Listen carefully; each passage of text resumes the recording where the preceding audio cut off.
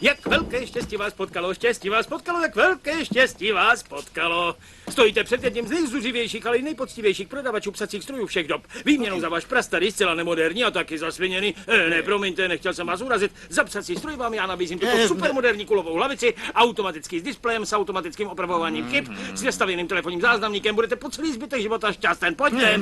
Promiňte mě, ale ta věc nezajímá. Ale celý život jsem prožil mezi těmito památkami. Ano, ale proč vás to nezajímá? Slitujte se, je to strašně těžký. Položím to sem.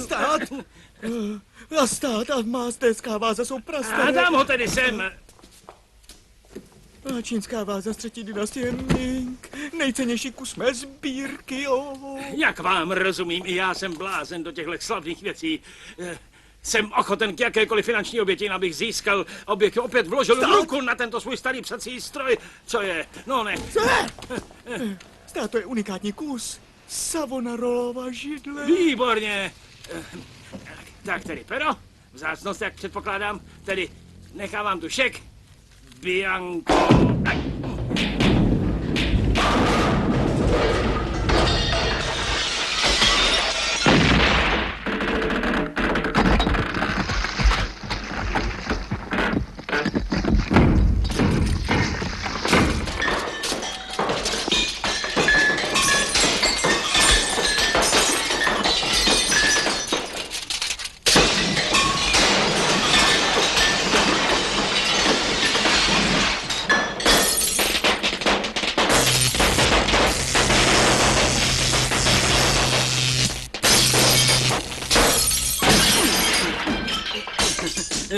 Nebojte se, cyklus skončil.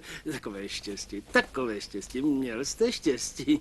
No, opravdu jste měl štěstí. Tak tedy, no, především vás zbavím tohoto velkého kusu. Nějak jste skoprněl, jen usedněte na tuto židli. No tohle.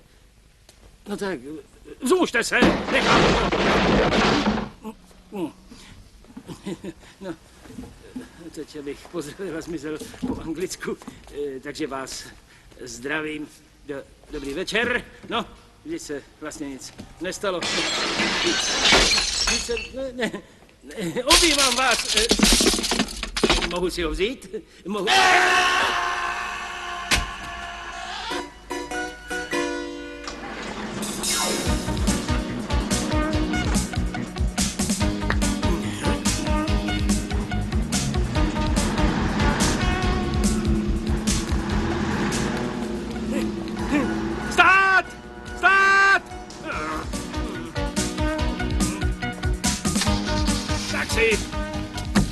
Sledujte, prosím, ten kamion. Sledujte ten kamion, rychle, tak honem.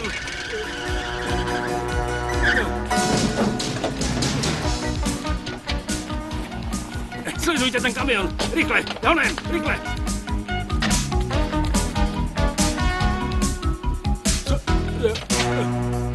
Co je? Počkejte! Moment!